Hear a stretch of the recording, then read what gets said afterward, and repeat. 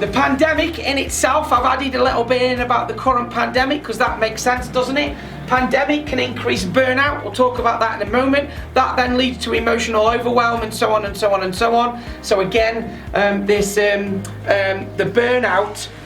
burnout might not be physical, it might be psychological because of the isolation people are in. So my 91-year-old nan, you know, as a family we are ringing her daily because when we stopped, we kind of got used to the isolation, and maybe we didn't ring her every day, maybe it was every 2 days, maybe it was every 3, and all of a sudden she got really, really low, and we kind of went, oh, do you know what, we've dropped a ball here, come on, let's bring it back up, because she sees no one with her age, as you can imagine, she's shielding, she sees nobody. So that's really, really important, okay? So again, that isolation can lead, because of the pandemic, can lead to that emotional overwhelm. Causes of workplace stress differ from first line to remote workers. It's remote workers that feel isolated because they're not seeing other people. However, it has been shown that frontline workers are also feeling isolated. So here's a question for you. How can frontline workers, why is it that frontline workers are feeling isolated at the moment? Just in the chat box, have you got any ideas on that question? So let's say you're an NHS worker. You're getting all the social need you need because you're still going to work. Why is it you might think that they are also feeling isolated? Because at the moment we're assuming people are feeling isolated at home, aren't we? Okay, so Samantha's put masks. Yes, that's a physical barrier, isn't it, the mask? Yeah, when you've got all the PPE on, you can feel isolated from another person, absolutely.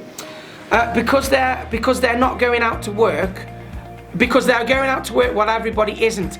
Pete, you're getting very, very close to the actual psychological reason there.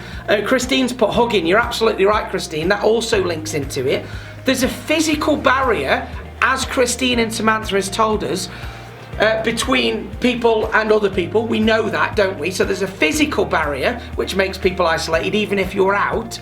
But also, as to Pete's point, there are a lot of people that are out on the front line when other people aren't, and there's an actual feeling of guilt because of that. I know you wouldn't believe this, but this is what all the studies are telling us. There's a feeling of guilt from other people being allowed out that is actually then isolating them from people that aren't allowed out. Okay, so people are kind of going, well, it's all right for them, at least they're going to work every day. So straight away there's a disconnect between two societies that we've currently got going on. First line classed workers and people that can't go out, and there's a disconnect, and both those parties feel isolated. Okay, so just bear that in mind, because I think that's quite an important point. Sometimes I think we think of isolation and we just think people working at home, don't we? People that can't go out their house. Not always the case, not always the case. So again, think about some of your customers here. If some of your customers are currently furloughed, then they may be feeling isolated, or they're not working. You know, gyms and things like that. Those people might be feeling isolated because of that. But you might have some of your customers that are still working. But there still might be some of those people also feeling isolated when it comes to it. So it's a bit of a wider picture, okay? No commute, not helping. Sorry. No commute may be hurting, not helping.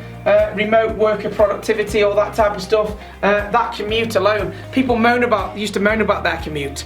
It's interesting, in the last 9-10 months, of all the people that have actually moaned that they're not doing their commute, to me, because people are saying things, do you know what, I did used to moan about my commute, but do you know what, it kind of got me head on straight in the morning, and it gave me a little bit of downtime on the way home just to kind of filter through things as well. So you know, it's amazing what people moan about, and then you take it away and then they moan they haven't got it as well on the back of it, isn't it?